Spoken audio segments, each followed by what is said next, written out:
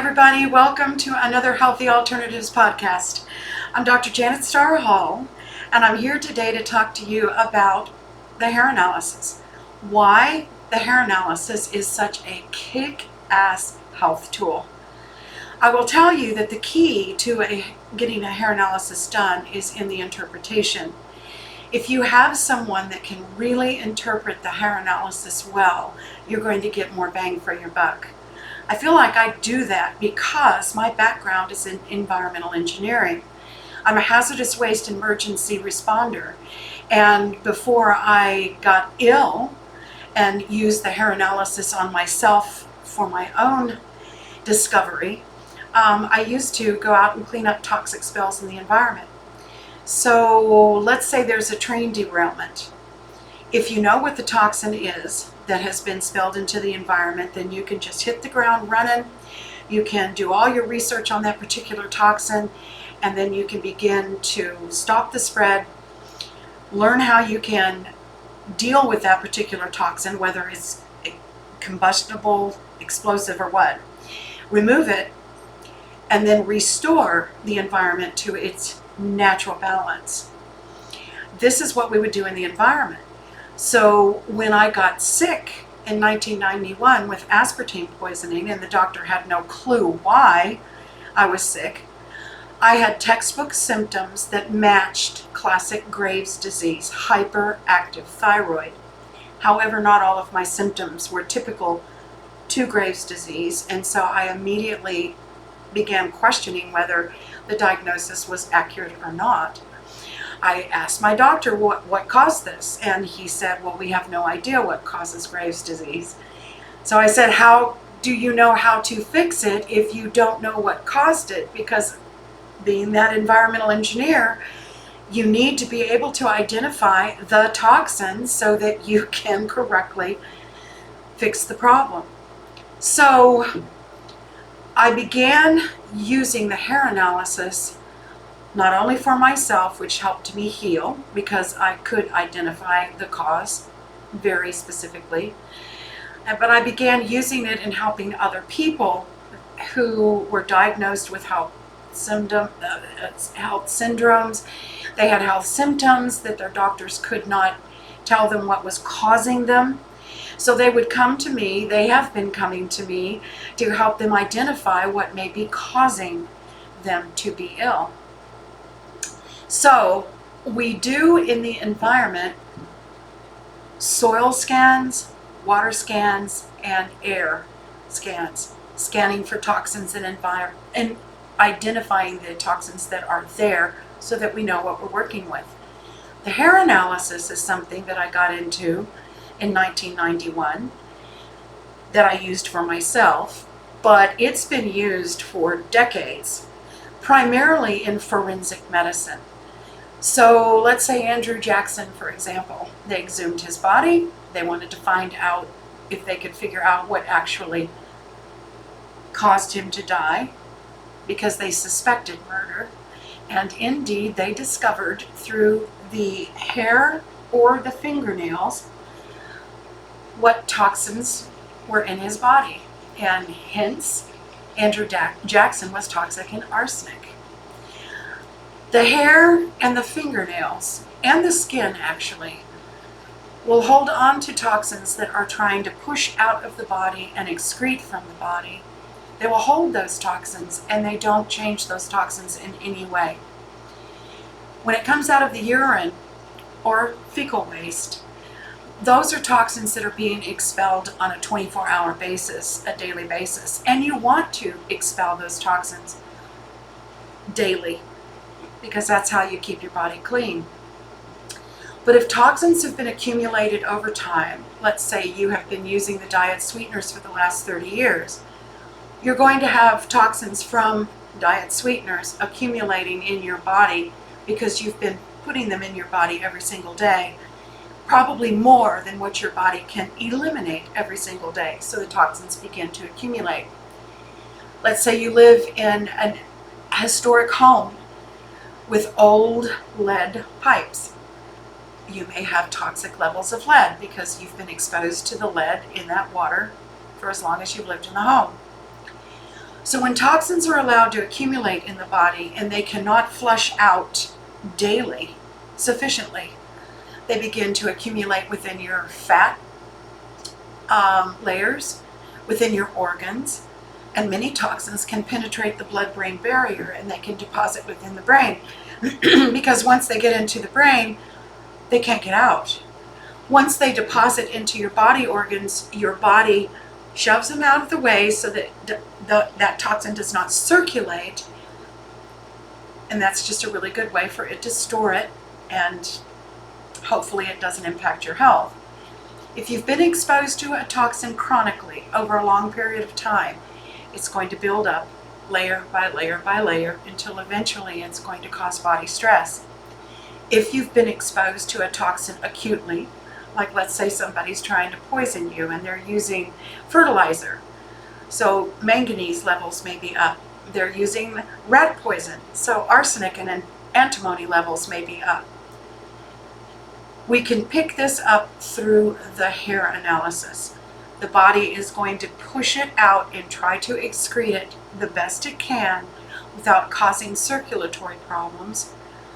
And it's going to show up in the hair follicle. It's going to show up in your fingernails. It's going to show up in your skin. This is how they can use it effectively for forensics. Well, what I did is I applied the hair analysis for the living. Let's figure out what is killing you before it kills you. So if we can determine what toxins are in your body before they become a problem, at the first sign of a health symptom, if you're just not feeling well, or many of my clients do the hair analysis once a year, just as a yearly checkup. This is what a hair analysis shows, and this is what a hair analysis looks like. This particular hair analysis is for an aspartame user. As you can see, they're fairly low in toxins, which is why I like this as a sample. But look at the aluminum levels. Think that they were drinking Diet Colas out of an aluminum can? So here they're toxic in aluminum, but their other toxic metal levels are very low. That tells me a lot. Because of my experience with the environment, I'm pretty darn good at interpreting these things. Then I want you to look at their nutrient level. Now what I test for are the toxic metals, and then I also test for the nutrients that these metals will affect. Some of these metals are going to push the toxins out of your body before your body's had a chance to utilize them for nutrition. Lithium is pushed out of the body.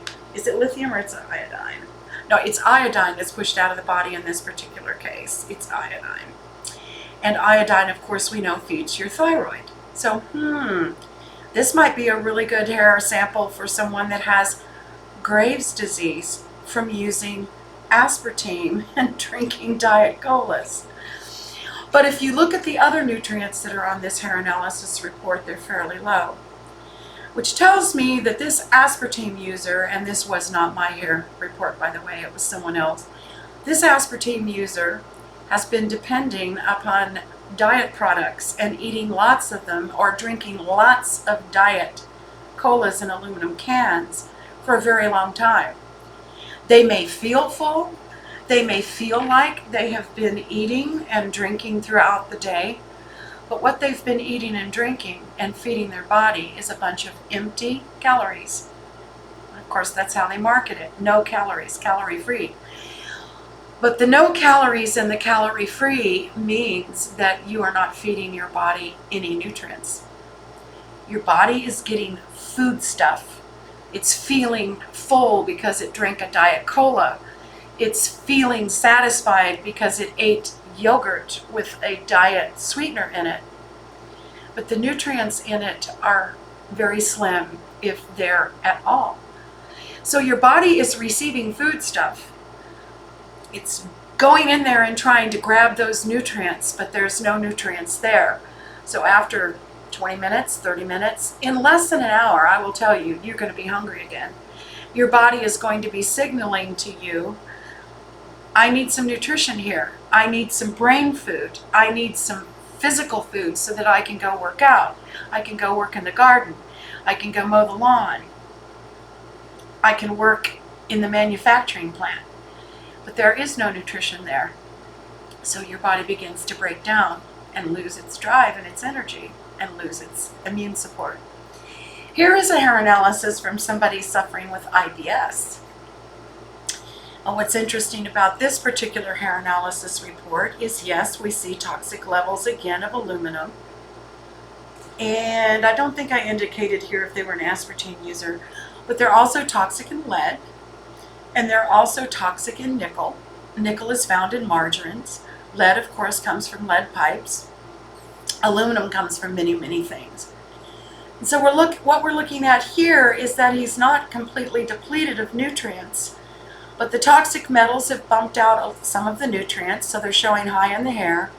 But the body is absorbing and using up the potassium and the lithium. Now, when you have low potassium, of course, we know that this is a heart nutrient, that this is an electrolyte. My guess would be, I can almost look at these profiles and figure out where these people worked. Do they work outside? Do they work in a factory? Do they do physical labor? This is a profile of someone that does do physical labor. Now, when the lithium is low like that, low lithium levels, lithium is very important for hormone production, sex drive, mental acuity, and emotional balance. If someone is low in lithium like that, I'm going to tell you they are depressed, extremely depressed, because there's no natural lithium in there to pump up and support the hormones, the emotional hormones that are generated within the hypothalamus and the pituitary gland in the brain. Guys, the hair analysis is so awesome because it is a storybook of what is going on inside of your body. And the neat thing about it, since I did this for so many years in the environment, when I learned which toxins affect which nutrients and which nutrients support which body systems, like lithium supports your hormonal system, your emotional system, phosphorus and potassium support your bone and your nerve health, your heart health, heartbeat. It's awesome. And there's more bone nutrients than you can imagine. We just don't have to focus on calcium and magnesium for bone health. I'm looking at, for bone health, bone and nerve health, hair, skin, and nerve health, I'm looking for calcium and magnesium, phosphorus, boron, and strontium and cobalt. There are lots of bone nutrients that serve alongside the calcium and magnesium, but they do it all together in synchrony. So when I'm looking at the levels of the blend and the mix of the nutrients that feed your bone, skin, and nerves, I look at them all, not just calcium and magnesium. When I'm looking at the nutrients that feed cardiovascular health, heart health, I'm looking at more than just potassium. When I'm looking at the nutrients that feed hormonal development, I am looking at lithium, iodine, and cobalt specifically to see how those nutrients are working together. When I do a hair analysis on a child that's going into puberty, I will look specifically for those nutrient levels and see if they are preparing for a healthy puberty. When I am looking at a profile from someone that's in menopause, I look at those specific nutrients as well. When I'm looking for someone that is an aspartame user, just like with the aspartame program I showed you, I look to see if there's toxins in there and what nutrients have been drawn down by typically a very deficient diet. I can generalize and say that for aspartame users, their diets are not very healthy. They're extremely chemically based, very carb based, because you need the carbs for energy, and very simple carb based. So we're looking at a different profile than a child, for example, that's been vaccinated. I can look to see if the vaccines have left toxic levels of mercury, uranium, thallium, or thorium, and aluminum. So the hair analysis, to wrap this up, the hair analysis is a peek-see inside your body. And it is showing me what toxins have been deposited. I can try to determine through your submission form and your health information that you supplied to me whether these toxins have been in there for a long time or a short time. Typically, your toxins have been deposited in your body at the very first sign of health symptoms. So if your depression started 10 years ago, more than likely, toxins have been affecting your health for that 10-year period. And where you lived or worked 10 years ago will give us a real good hint and clue as to what your environment was like 10 years ago. If you're high in lead, for example, where were you living 10 years ago when your health symptoms first started appearing? So the hair analysis is a wonderful, wonderful tool for the living.